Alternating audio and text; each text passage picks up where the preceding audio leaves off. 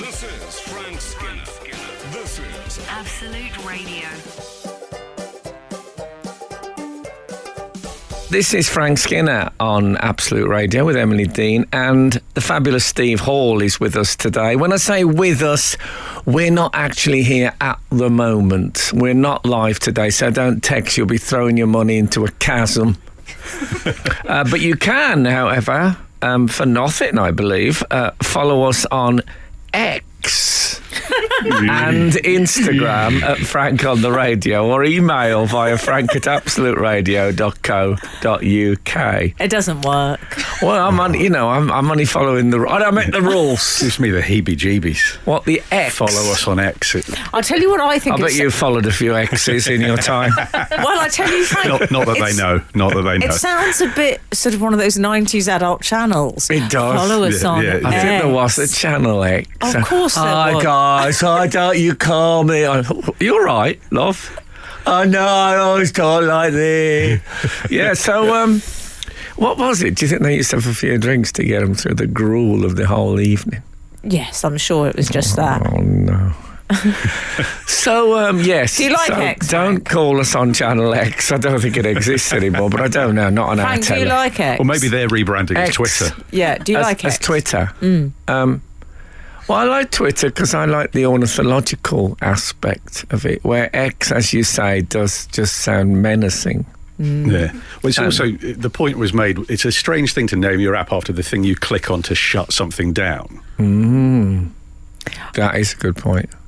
But I think it's every schoolboy. Schoolboys are obsessed with X's, aren't they? Like Professor X, and X always features quite heavily in comic books and things like that. That's a good, yeah, Yeah, that's a thank really The good point. X-Men, I'm going to give that as an See? example. Okay, surely there'll be some people called the X-Men who are special Twitterati. And then they'll have to make it the X-Men or women, and it's going to get... Oh, I think he should have left it well alone. Yeah. He was doing quite nicely with his little cars. And he rode up. Have we talked about, he looked to me incredibly like a cross between Jimmy Carr and Crichton from Red Dwarf. Are you speaking Musk. of Elon Musk? Musk. I Muskie. can see that, yeah. I can. Muskie. Crichton was one who had like a plastic face. Yeah, yeah. If I was Muskie, Come to think of it.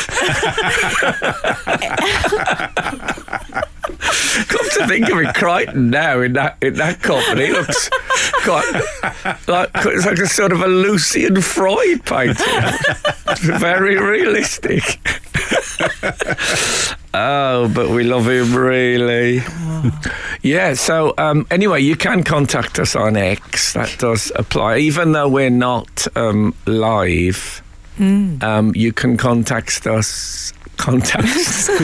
I know I'm trying to do the chronology. You do you know can't what? We contact sound a us, bit can you? like a load of 8-year-olds trying to do a radio. The thing is this: You can contact us. If someone sends a good anything, we'll use it eventually. Because, like Jonathan Ross used to say, I was like a Chinese chef. Even the feet, he used to say. I think you can still say that. Oh, I'm glad that's what he meant. No, I think he meant, that nothing is wasted. I know. So that's got that done. Now, I'll tell you what I did on Saturday. I'll tell you, last Saturday, we had one of our KFC nights. Ooh. Where me and my brother-in-law Jack and his son Elliot and my son Boz, we get together, men only. I know there's not much of that left nowadays. And yeah, guys, if you want some chicken. And we had a KFC night. And you know what we did? You know what the theme was? What? Well, I'll tell you after this. Frank Skinner on Absolute Radio. Tell us about your bucket night. Yeah, so I tell you what we did. I don't know if you remember, I spoke of our last KFC night. The four of us eat, obviously, a large KFC meal, but also we watch. You can go on YouTube and get long packages of KFC adverts through the ages. So we just watch those, and you see things. Extraordinary. You see the strangest things that you've forgotten. Some of them are in America only, so we never knew that they happened. Like honey-covered chicken. Did that happen here? Who knows? Anyway, one of the features that we saw on the last pack of adverts was people looking down at their post-KFC plate and saying, "I ate the bones," or the family say, "Dad, you ate the bones," and it was part of their, I'm going to say it, their filet promotion.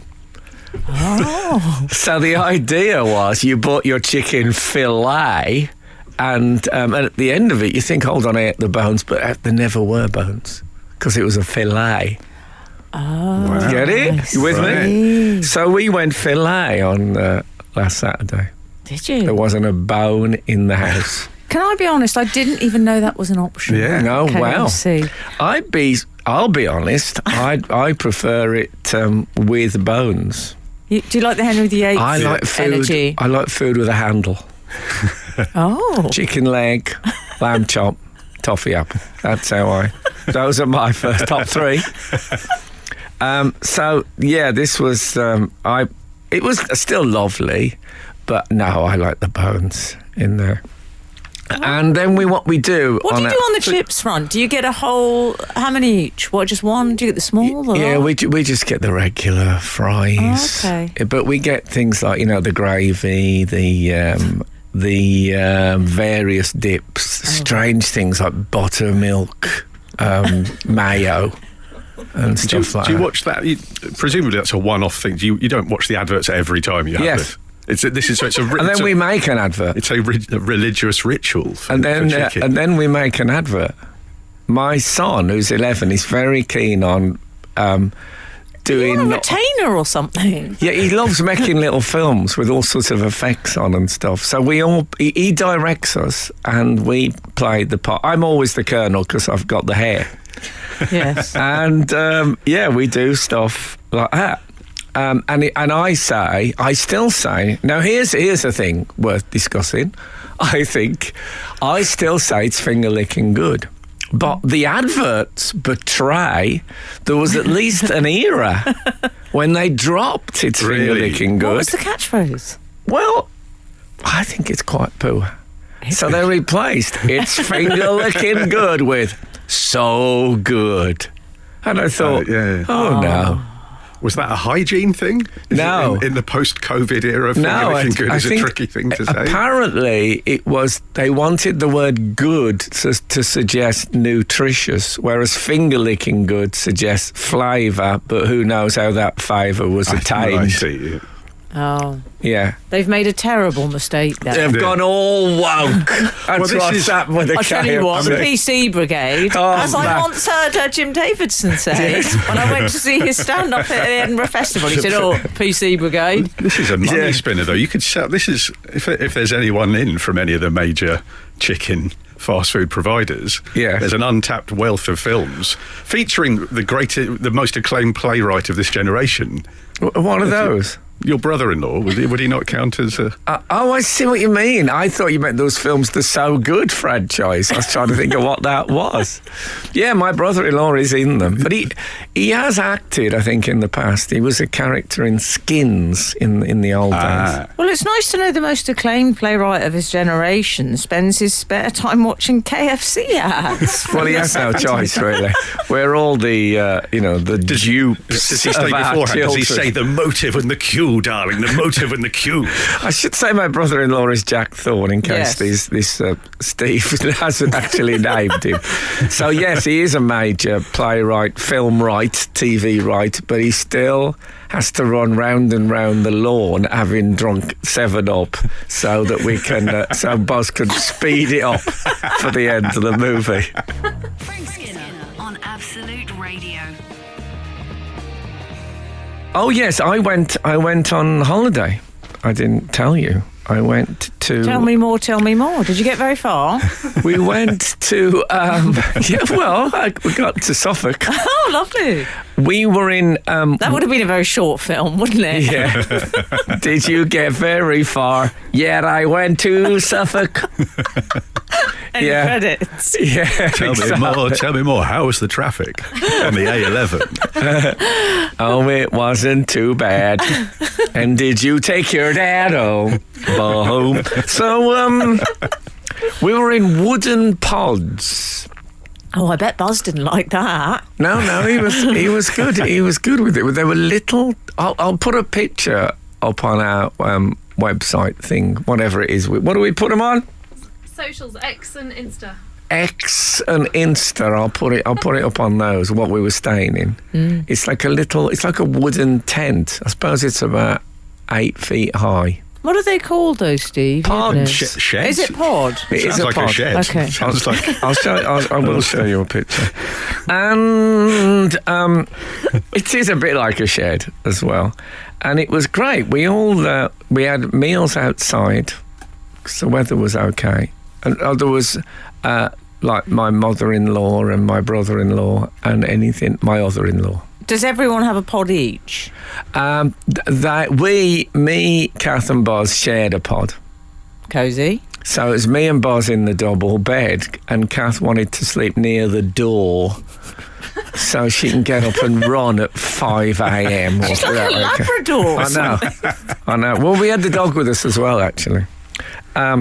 In fact, interestingly, we were very near Westow Anglo-Saxon village, which, I love an Anglo-Saxon. And this was the site of an Anglo-Saxon village, and they've built Anglo-Saxon, if you like, sheds. I'm going to call them homes. On the actual site. Anglo-Saxon man cave. I suppose there was women and children as well. And they built them on the actual site of the original ones. Even like if they could tell there was a fireplace there, that's where they put the fireplace in the new one. It's great. I loved it. But I think it influenced sort of the way we lived in our thing, because they lived under, they had skins and all that, and we didn't have animal skins, but we had the animal. I slept onto the animal, so we never ever have the dog on the bed at home. So absolutely no. But it's a bit like, when you're on a plane, and if you've got any normal dietary restrictions on a plane, you can eat anything you like because you're on a plane. So you can have the pudding and any old rubbish. 9 packets of tiny pretzels. I think if you're away, when we're away with the dog, it sleeps on our bed. Nice. Yeah, so it was very Anglo-Saxon in many ways because we were, under an animal skin, except the skin was still on the animal. I think it's fine. Let them in the bed for the holidays. I had a similar rule with partners, generally. Yes. Well, I'd let anyone in on a holiday, personally. But there was one thing where me and Buzz was sitting up in bed, and I was reading Edmund Spenser's long poem, The Fairy Queen, and he was reading Diary of a Wimpy Kid. And I thought, this is what family life is all about.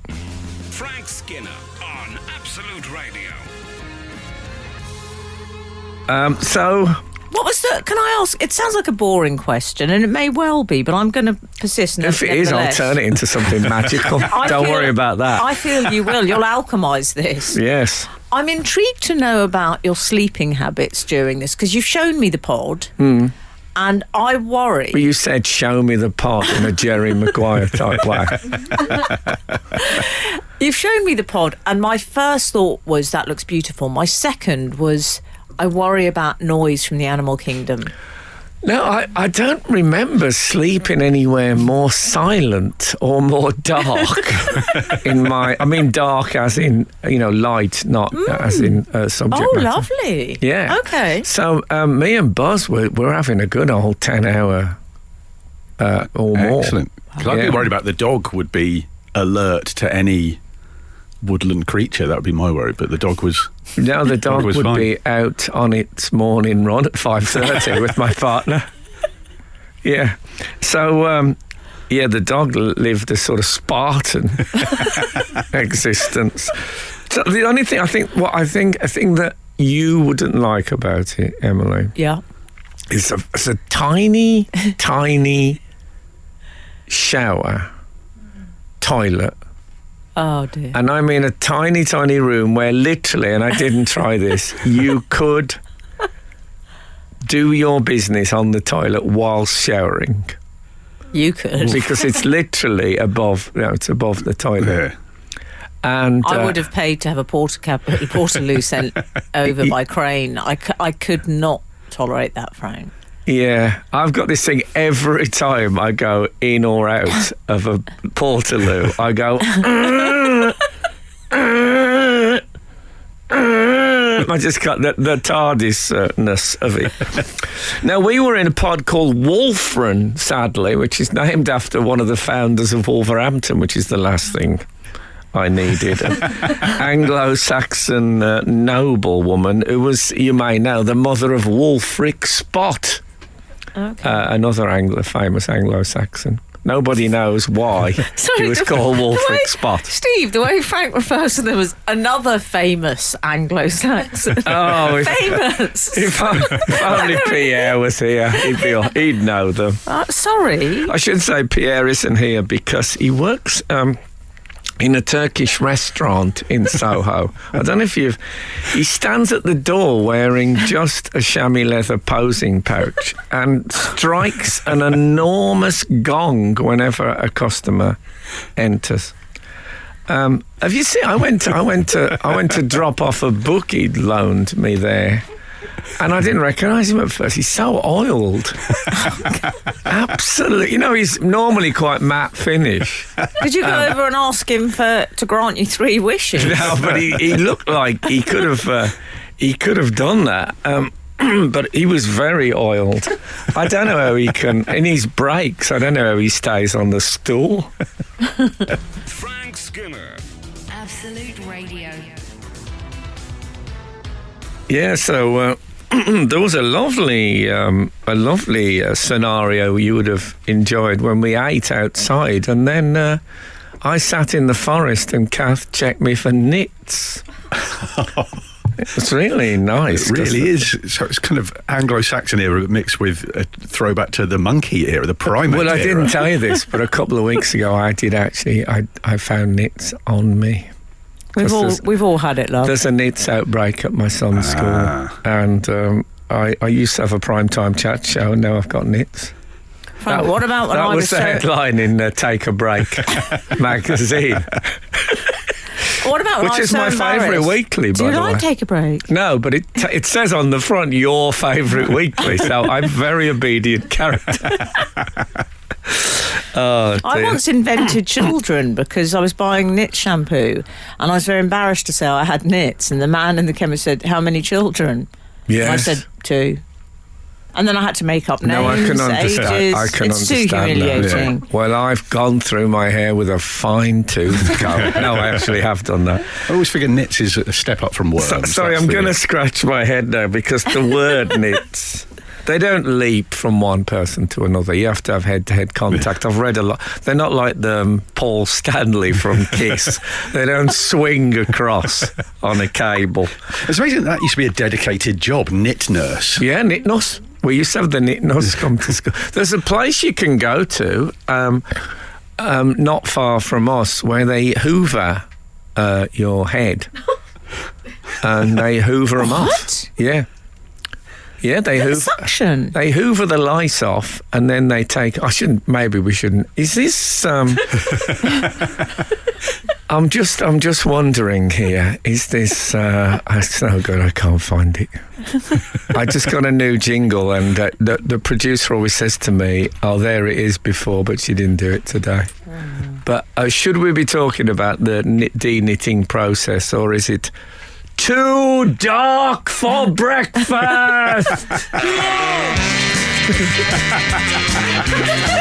Too dark for breakfast. So she did that. So I've been through the knit thing. I looked them up. Because I was horrified at first. I haven't had them since the 60s. So and I imagine they've evolved. We're all me and Emma slightly reeling from the introduction of a new jingle and it being that. Too dark for breakfast. Well, it happened accidentally last week, and I thought we should remember. I was talking about the fact that Johnny Depp had been in a controversy about bringing dogs into a country without proper documentation. And Emily pointed out there'd been other controversies, and I pointed out that they were too dark for breakfast.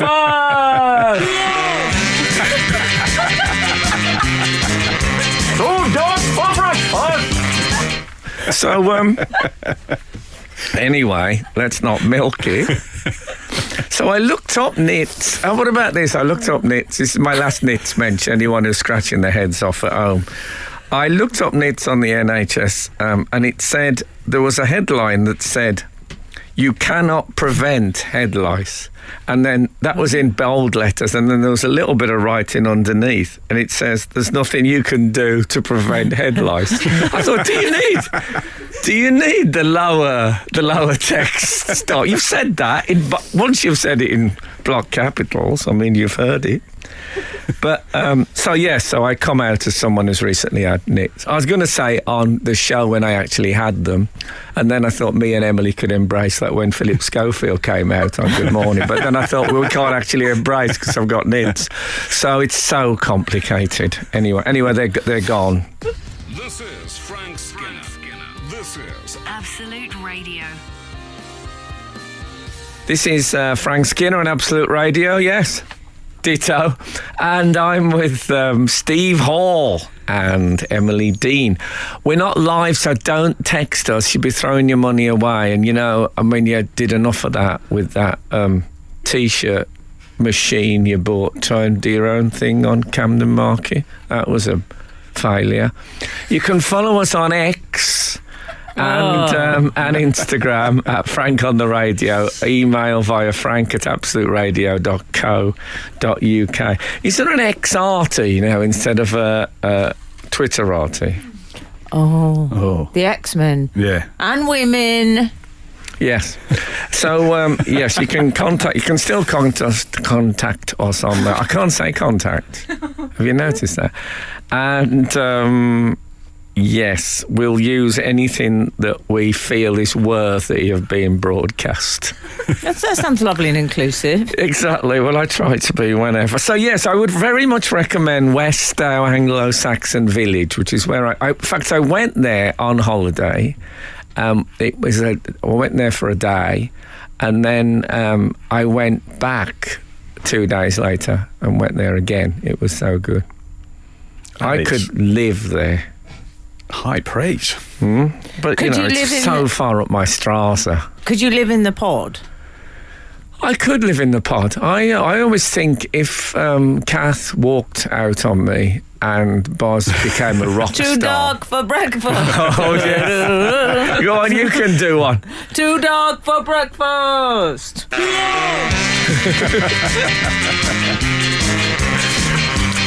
I'd like to live.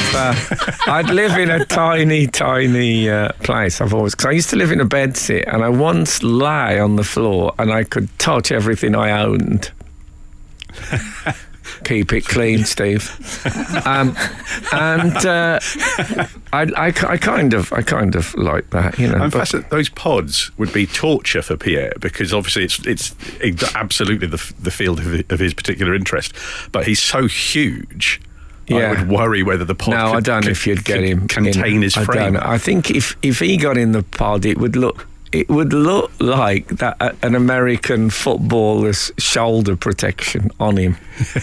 With his terrible South African head sticking out. He the top. lives with the animals. He'd be with the animals outside, the predators. Yeah, he's a man I can imagine doing survival skills. Oh yeah, without a second thought. Literally tearing animals apart and eating them raw.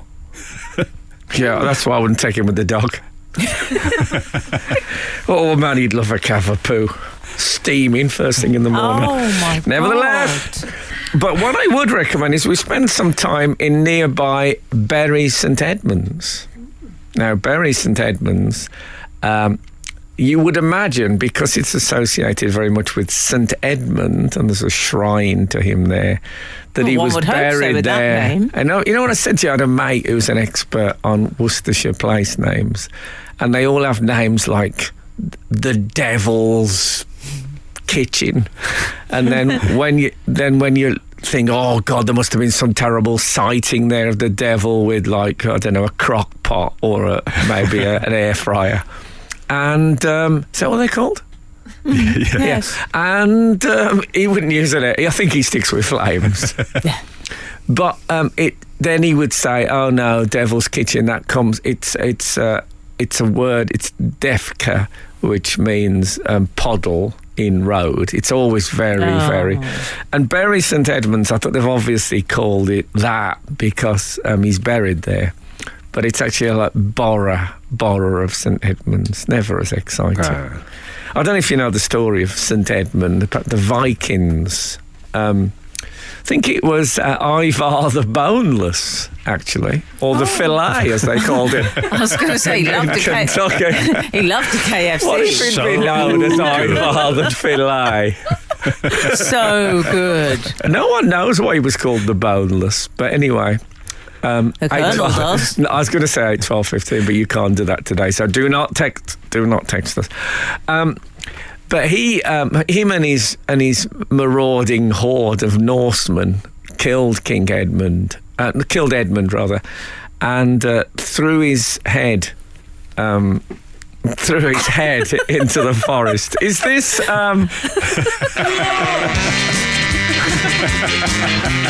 Two dogs for breakfast.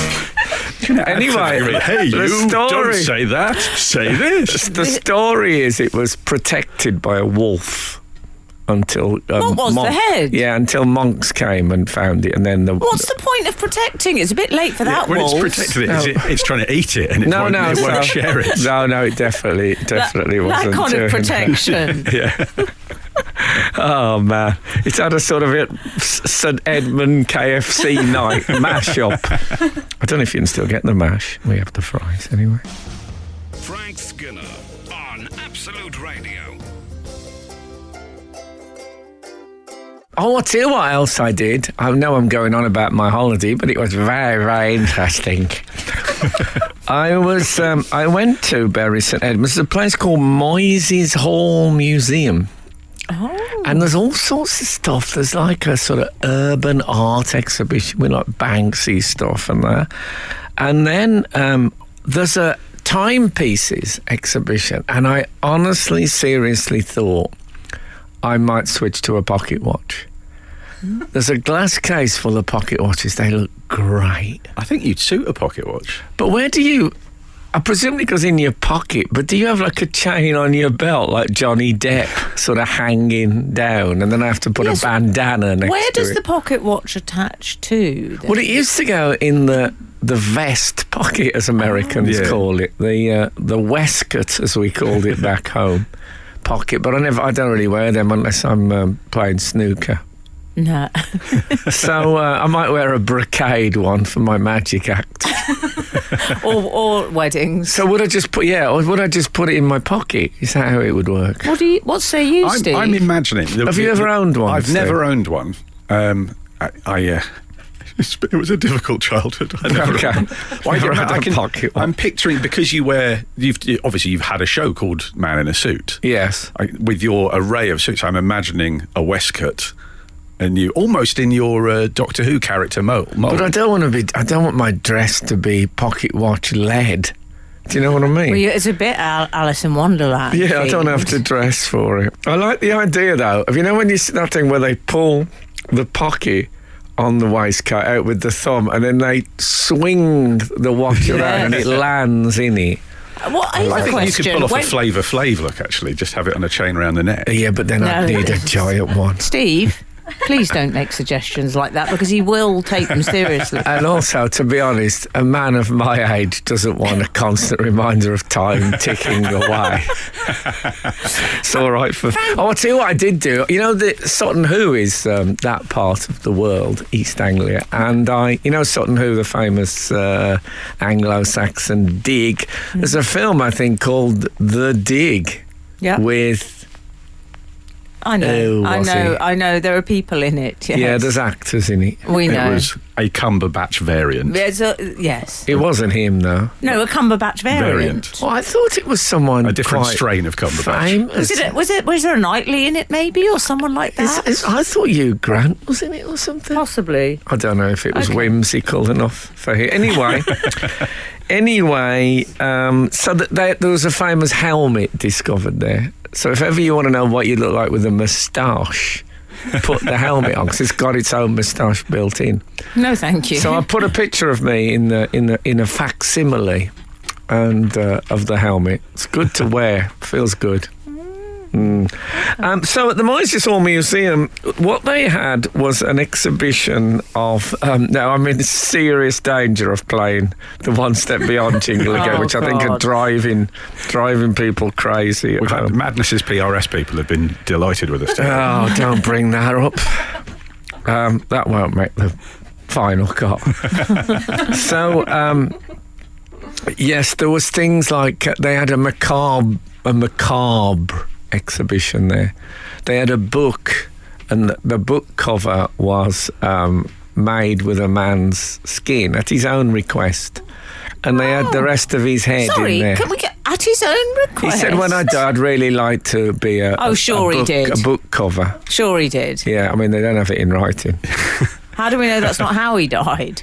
What do you think, that accident? He fell into the book covering, the binding machine. It's quite a bleak. He died as he lived, left on the shelf. Exactly. Well, he was. They had his head still with the ears on and stuff, all crinkled and ready for mounting.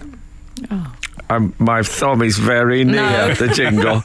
Restrain yourself. And quite a lot of dead cats, which I'll explain. Oh, God. I'll explain after this.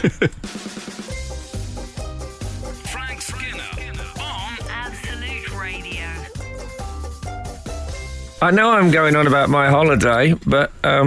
there'll be other stuff in a minute. You were talking about dead cats. Yeah, they had lots of dead cats because people apparently in 16th, 17th century Bury St Edmunds used to put cats in the walls and stuff of their house to ward off evil spirits.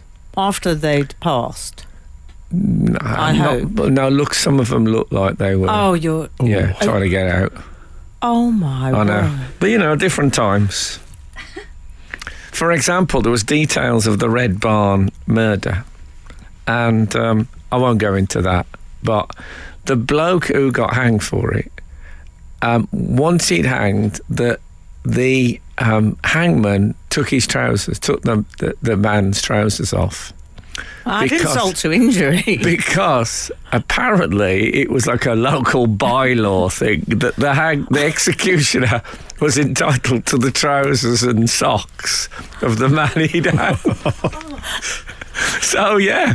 So he took those with him. You know what? You'd think he'd say to himself, I know I'm entitled to this. I know, but I'll let it slide. I'm going to give that person a moment's final dignity. Instead he thought, I know my rights. I'm having these trousers. And also, they wouldn't have suited the executioner, Steve, because of the sandals. They're not fit to wear with trousers. But you wouldn't think they were the cleanest trousers of someone who'd just been hanged. Exactly. But, maybe we shouldn't dwell too much on this. But there's one, I would like to end this with one thing. The one thing I didn't do in the Bury St Edmunds area, which I dreamt of doing, was I saw a sign for a sugar factory. Oh. And when you drive past a sign and you think, oh, did that say? And I thought it said visitors centre. And I'd love to go to a sugar factory, wouldn't you? One of my favourite poems is it's a collection of poems called Model City by Donna Stonecipher, in which she's going into town to do something important, and she sees a sign for a sugar factory and thinks, oh, and gets misled, goes off there instead, and then feels guilty. And I just wonder if you can go and try like sugar lumps. You know, I imagine the lady with a tray with a big pile of sugar lumps, and you just eat them. I bought that Donna Stonecipher having listened to it on your podcast. Oh. It's absolutely brilliant. There you go. There you go. You heard it here first and second. So if anyone wants to take us to a sugar factory, I'd be bang up for that. If any sugar daddies or sugar mummies listening. Yeah. What I'd like to know is, NoSugarDaddy.com though. Could I have gone to the one in Maybe we'll put this on Twitter and can find out, actually. What, could you have visited? Is it possible to do... I don't mean like a special celebrity visit. Can you go and say, I'd like to do a tour of the sugar factory? Yeah. Can we visit the sugar factory?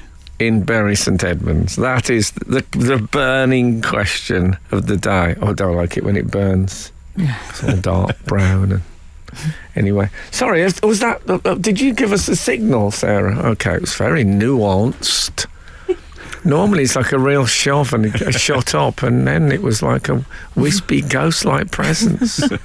But here we're going anyway. We'll see you in a second.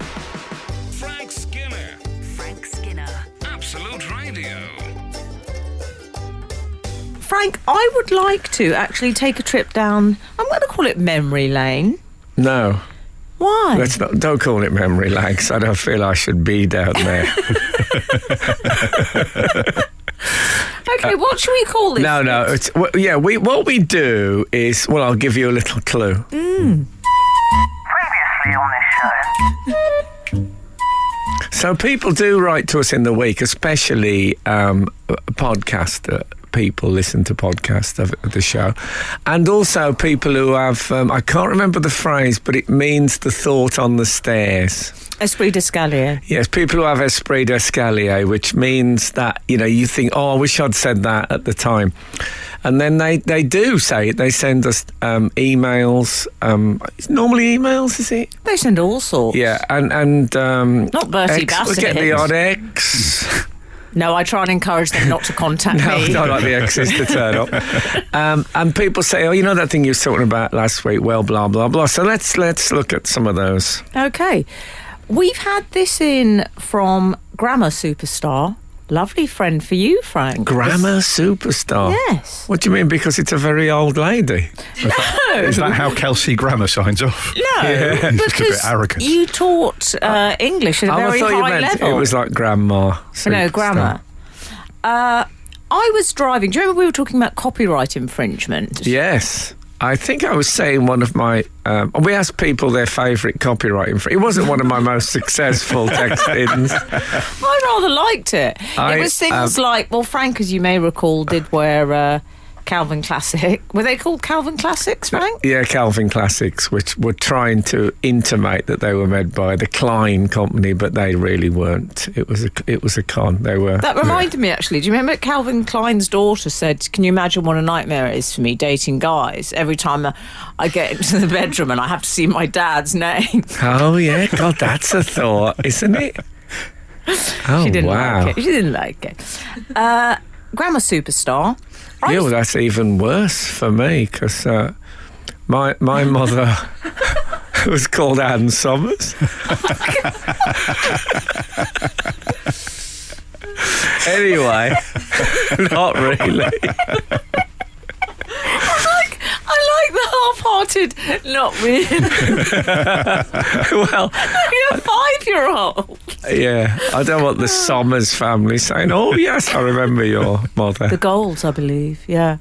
In Brent Cross, the well-known North London shopping centre, there is a Anne Summers store directly next door to a Victoria's Secret.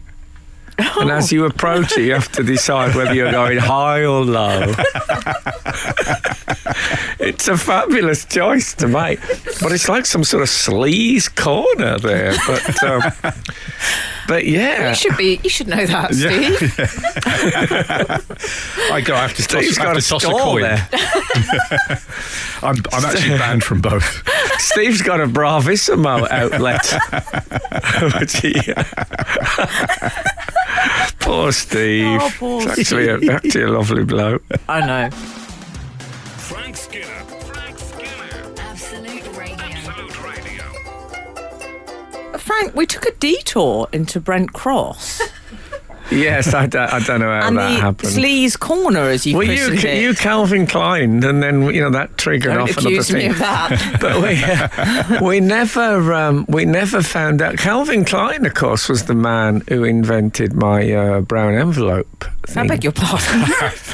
Well, when someone makes tea for me, they say, "How do you like it?" And I always say brown envelope, which means I want it the colour of a brown envelope. Some call it manila, I feel. But anyway, so I always say brown envelope and it comes from, I heard that Calvin Klein had two enormous colour charts in his HQ, one in the kitchen and one in his office.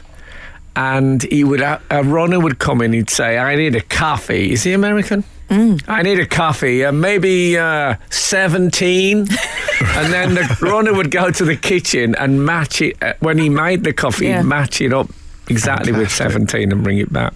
That's a great Pantone in the kitchen. Pardon? Is it Pantone? Pantone in the kitchen, Is that what they call I it? know. Is it Pantone? That's The Pantone colour chart, Frank. Oh, Pantone. I thought you said Panto in the kitchen. I thought, what are you talking about? Panto? No, that's more your career. Exactly. It's Right. behind you. Grammar superstar, please may we return? Yes, well, I'd love to know what they've got to say. Okay, it was on the subject of copyright infringement, as I say, and Grammar superstar. Of course, my favourite copyright infringement is like those hand-done paintings of Disney characters at the fair. Like when I saw one with Mickey Mouse had got a red nose, and obviously had some sort of a Rudolph confusion going on. But if ever one of the lawyers is over here from Disney and thinks, you know what, there, look at that old quaint English fairground, I'll go, what?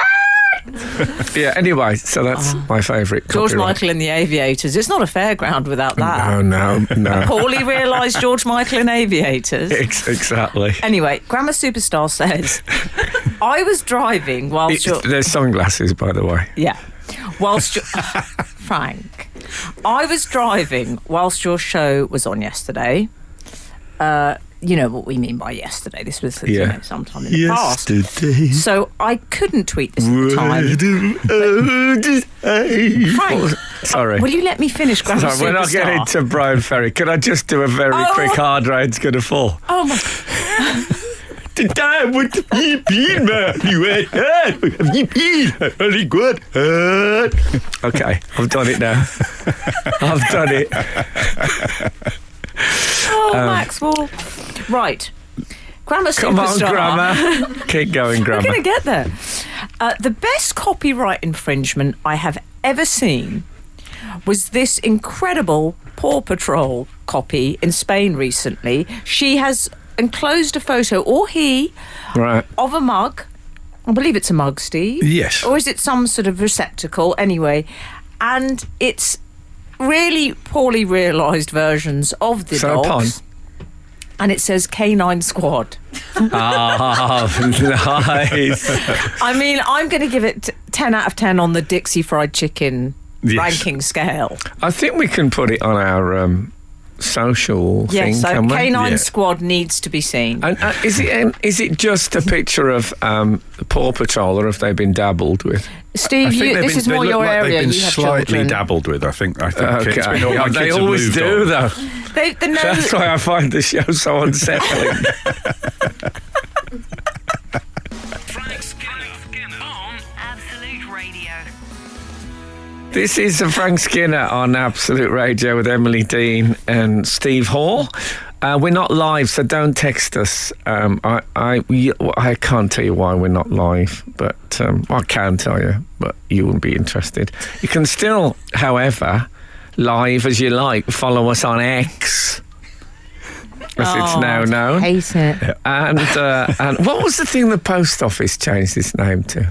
Oh, yes. Consignia. Consignia. Oh, that was awful. So you can follow us on, not on Consignia, or on Norwich Union became Aviva. Aviva. Yeah, And he's then very Abbey good. National. He's very good at the rename. Abbey National. I wouldn't bank Santander. with them. Santander. Oh, Santander Greaves. They went a bit flamenco, didn't they? They did. They yeah. went a bit, ooh. Anyway, you can, started clicking their heels a bit in Abbey National.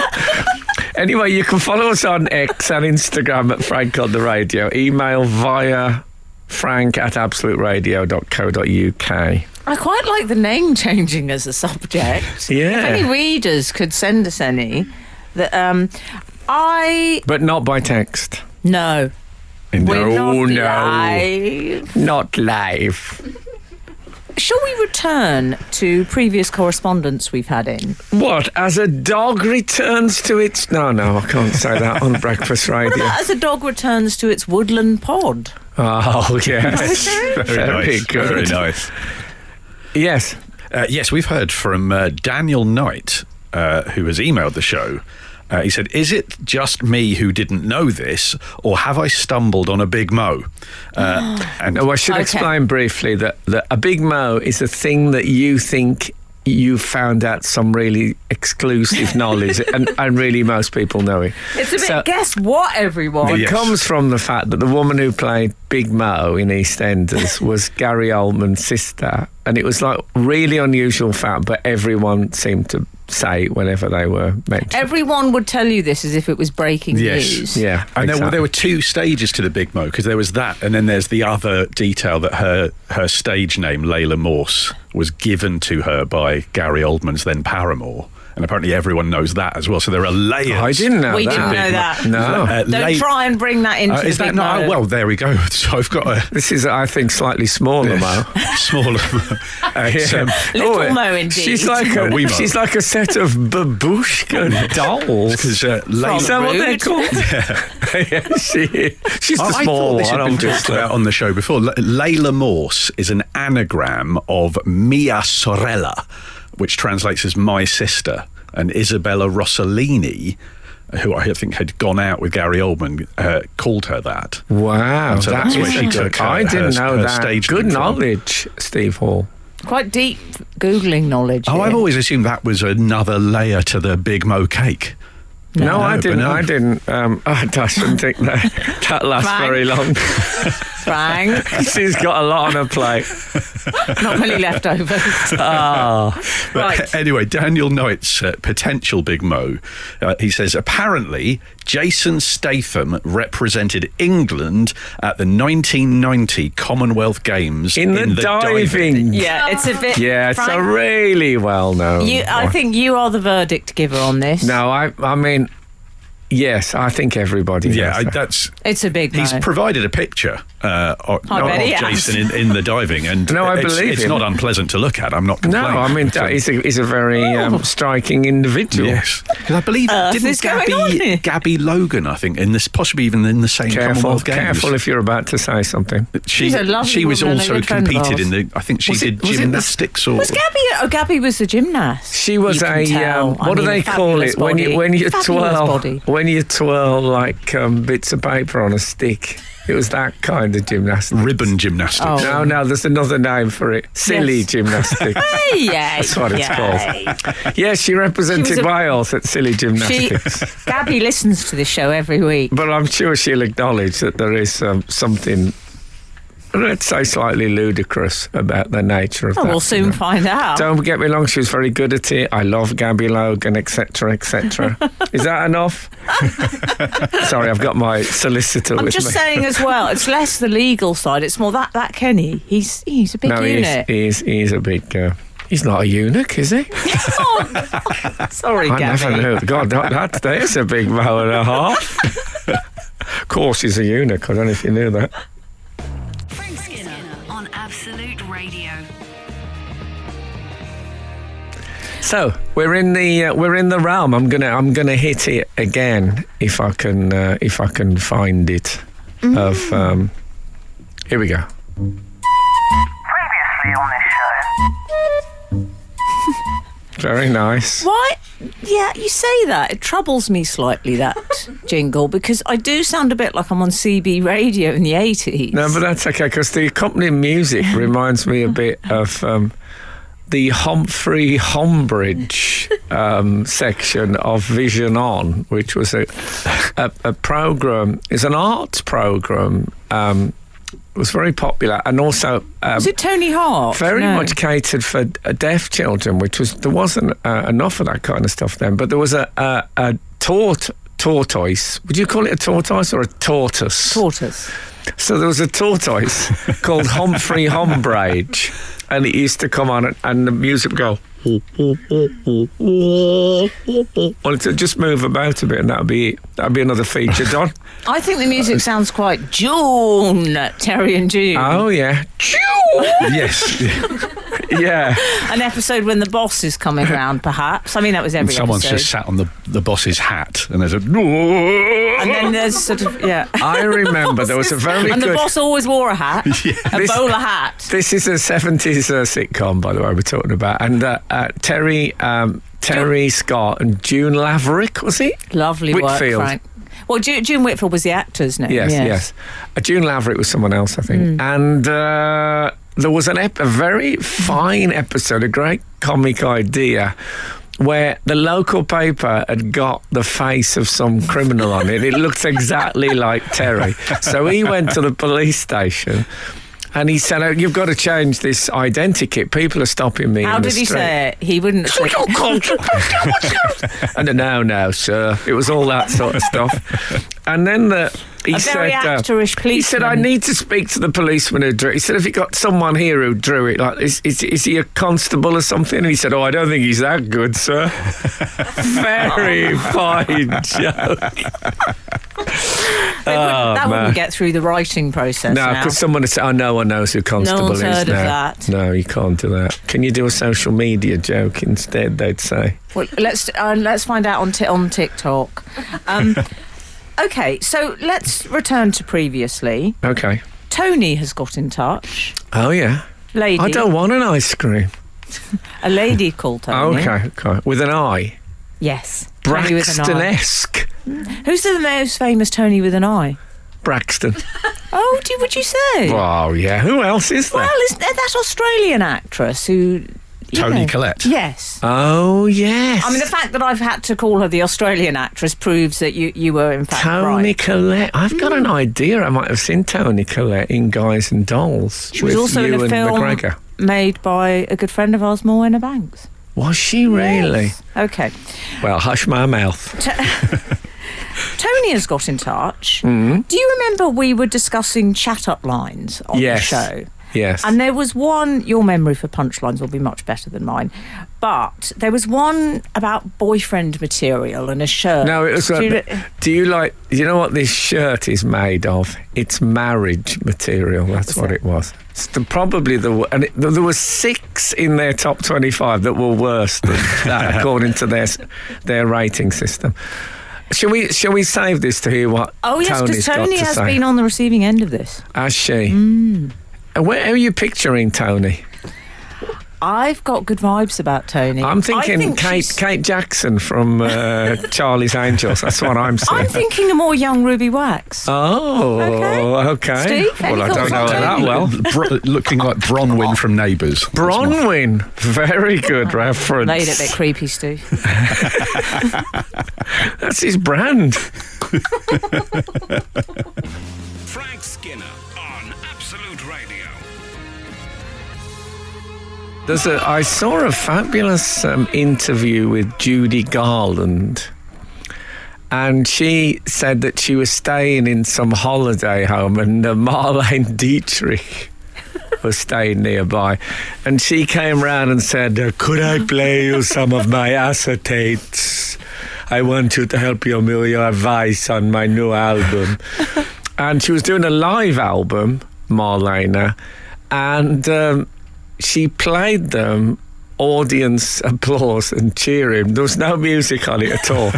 She just asked them what she thought was the best responses. Can you imagine Judy Garland having to listen to Marlene and Dietrich's applause and pick her favourites? I suspect she was quite a high maintenance friend. Can you imagine being a bit, Marlena's coming over tonight? Oh, no. Oh, no. Underneath the lamp. She famously would go on set and she said famously to a director, this lighting is completely wrong. And he said, when she started saying, that needs to be, and then she turned to him and said, do you want my cheekbones or not? I'm in my verse. That's quite amazing. To be too needy for Judy Garland is quite pretty impressive. So, may we return to Tony? I think did Gaydar Radio actually come in then, break into our you know the way like evil villains break into television coverage on sci-fi films. Anyway, may we return to Tony? Oh yes, Tony, who's been chatted up. Who's been chatted up? We were talking about famous Tonys. I went for Braxton. I went for Colette, and you went I've for... just remembered Tony Basil. I think I remembered her off air, and you're now taking credit for that. Oh, I think Steve remembered that. I said, you said Mickey, and I provided the surname. Oh, come on, guys. It was a bit petty of me. You gave the assist, I got the goal. I love that. I see my role as Dennis Bergkamp. And I added an American touch to it by thinking of her as Tony Basil. Yes. So, Tony was talking about this. Was it boyfriend material, Frank? Or marriage material. Marriage material. So Tony says that regarding husband material as a chat-up line, the chat-up line is similar, but the delivery differs in terms of how she's experienced it. Mm-hmm. Ordinarily, the person chatting up would touch the hem of their shirt and say, feel that? And then when you do, they say, you know what that's made of? Boyfriend material. So they go for boyfriend. Oh, that's better, isn't it? Although I can't imagine any circumstance in which I would feel that. So they'd never get to the punchline. When if you go, feel that, no. I mean, the idea of a man walking up to you saying, feel that. Exactly. Tony continues, I've actually experienced this line twice. Oh. And both... fancies herself, Tony. And both...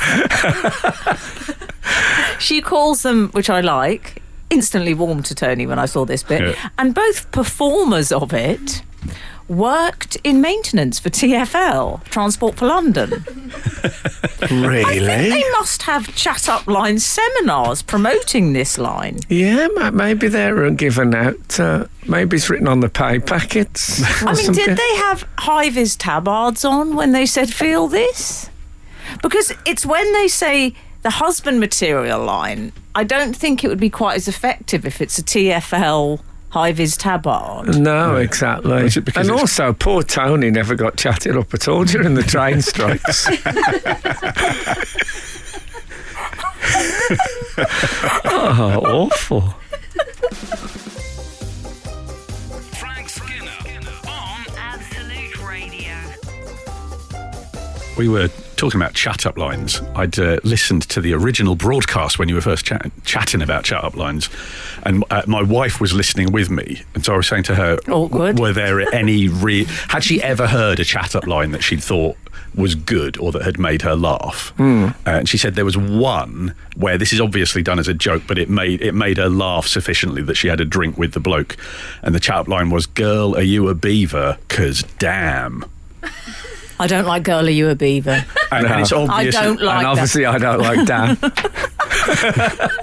So what we're saying is we're out. It's a no on both accounts. My wife will have to retract the drink. What I would say about it is you've really got to deliver that right, haven't you? Because damn, you've got to deliver a ... if you know what I mean. Yeah. I think the cleverest I've had was a gentleman approaching me saying, look, I'm not going to benefit from this at all. I have no agenda here because I'm actually married. And he waved the ring. And then he went on to compliment me and say, I just needed you to know, I think you're very beautiful. And he said, that's all. And then, of course, he went and sat down, and I could think of nothing else but the man. So... Clever, yeah. I left it there. Yeah. He didn't come back 10 minutes later and go, I've just got divorced. That is a good line, though. Yeah, but what does one gain from that chat-up line? Well, I think what he was hoping for... is that you'd go over? ...was that I'd start a conversation. I don't even know if that was a genuine wedding ring. Who knows? I know when I was at Warwick University, because I was doing an MA, I stayed over in the summer holidays working. And the... Open University summer camp used to be there, and the thing we used to look out for is the pale circle around the wedding finger where the wedding ring had been removed for summer camp. Oh man, Open University indeed. Oh, right. Anyway, what else? Please. What else, Doctor? Yeah. We've heard. I think we should continue catching up on some of our reader correspondence. Yes, I think it's a rich vein. Okay, so we have someone has got in touch about the Rubik's Cube, which we were discussing, Steve. Yes, now I mentioned a few weeks ago that I was watching Channel 5. Is it called Channel 5 still? Anyway. I bet they've called it C5. No, it was 5 at one point, if you remember. They dropped the There's channel. too many 5s. 5 Live. Anyway, there was a documentary about most popular toys, and it was like based on sales. And to my surprise, the Rubik's Cube, it's something like 340 million sales. Unbelievable. And was actually officially the most popular children's toy. And as I pointed out, it's far too much like hard work. It blurs the margin between play and proper, unpleasant hard work. Yeah, I would agree with that. Well, we've heard from Nick in Chalfont St Peter. Oh, that sounds quite ecclesiastical, doesn't he? Yeah, there's a Chalfont St Giles as well, isn't there? He's St Peter, the other one. But I remember Arthur Daly used to say, "I can't ride a bike, Terry. I've got a case of the Chalfonts." So I think that was St Giles he was using as a rhyming slang. Well, Nick says, "Dear Frank, Emily, and Pierre." Sorry, Steve. It's all good. Listening to Pierre's hypothesis that only 1% of Rubik cubes ever get solved, I happen to have a data point to back that up. Okay, well, let's leave it there because we've come into a natural break, and I do love a cliffhanger, especially if it's based on a data point. Frank Skinner. Absolute Radio. Absolute Radio. That reminds me, did we hear anything about the sugar factory? Oh, well, maybe we had a next few show. comments. It smells so rank was one of the comments. Smells so rank. There's Sure a few that was comments about the how sugar badly the factory. sugar factory smells. To the tune of Hurt So Good, that song. Well, Raimondo has said it smells so rank I went for a school tour. It was awful. Surely a visit of the Abbey would be more preferable. Well, I went to the Abbey, but there's something about a sign that says Sugar Factory that is so enticing. I mean, we've also had Lovey has got in touch. Oh, one of my family friends. I did a tour of this factory, work-related. Companies like this often have an open day for the general public. It's interesting, and the logistics with all of the sugar beet trucks coming in is something else. Something else. A lot is hidden in pipes and vessels, so I'm afraid it's limited what you can actually see. Oh, I see. I don't want to be imagining the innards of pipes and vessels. That's not my idea of a day out. I'd rather do a Rubik's Cube. Well, I'm very glad you got us back onto that What topic. a segue that was. What a pro. No, someone's just gone past on a segue. Is it Piers Morgan? Careful, Piers. I think it was Lemby Opic. Anyway. Who was sort of Piers? Did Piers? I can't remember his name now. He fell off, didn't he? He was the one that injured himself, Piers Morgan. Oh, did he? Terrible injury he had. Fell off a Segway. Anyway, Nick in Chalfont St Peter, you Yes. may recall, was telling us that he had data. Oh, yeah, A data point. to back up Pierre's hypothesis that only 1% of Rubik's cubes ever get solved. Nick continues, at my son's school, Rubik's mania has swept the school this term. No idea if it's a nationwide thing or a local Chalfont phenomenon. Out of this school year of around 90 kids... No, in my kid's school, it's Prime, the slightly expensive soft drink. Oh, yes. It would seem only one can actually solve them. You'd think this would spoil their fun. But said gifted child, not mine, apparently sits at a bench every playtime and solves all the puzzles the other kids have mixed up. They love it. I don't know if it's the future that Erno Rubik would have envisaged, though it's still probably progress versus my recollection of playtimes 35 years ago when activities involved dipping a stick in some dog mess we found on the field. I got to say, if I had to choose, the idea of this kid is much more enjoyable. This kid sounds a bit like Solitaire in that James Bond film, kept as a sort of a slave for their special powers. It's sort of the Oracle at Delphi. Yeah, I know, yeah. I think that would be a good texting when we do textings again on the next show. The most bought things that aren't used much. Oh, that's good. And yes. it'd be A Brief History of Time by Stephen Hawking and Rubik's Cubes. And also those clogs I nearly bought in Amsterdam. If I'd bought those and I was going to get some for me and some for Kath and some for Boss, would we have ever worn them? They'd just be they'd be on the side now with like coins in them and batteries in them and a needle threader with a picture of a Greek god on it. Oh my goodness. Anyway, look, that is the end of that, as they say. Steve, it's always such a joy to have you on. Thank you so much for joining us. On Wednesday, episode 2 of Frank Skinner's Poetry Podcast is out, and it's Don Patterson this week. Now, you might think I haven't heard of Don Patterson. Well, he's a contemporary poet who is brilliant, so I would suggest you have a listen. He really likes films that begin with rain. That's all I'm saying about this poem. And you can download Frank Skinner's Poetry Podcast from wherever you get your podcasts. Look, thank you so much for listening this morning. I'm sorry you couldn't text him, but do so in future. And as you've learned today, if you want to email us or X us about anything, we will talk about it in the future. So, if the good Lord spares us and the creeks don't rise, we'll be back again this time next week. Now, get out. This is Frank Skinner. This is Absolute Radio.